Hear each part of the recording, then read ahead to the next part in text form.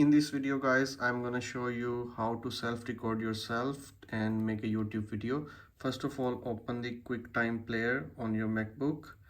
Then just come here at the top, file, select new movie recording. Okay, it's gonna open a camera for you. Adjust it on the screen. Okay, then just search for screenshot and record the entire screen, and you will be able to see your camera as well. Okay, and after that, once you're done recording, just stop the recording, and here you can see your video will be available on your MacBook. Okay, let's open this camera as well. See, okay, and after that, once you're done recording, I hope you will like this video. Stop. Don't forget to share and subscribe.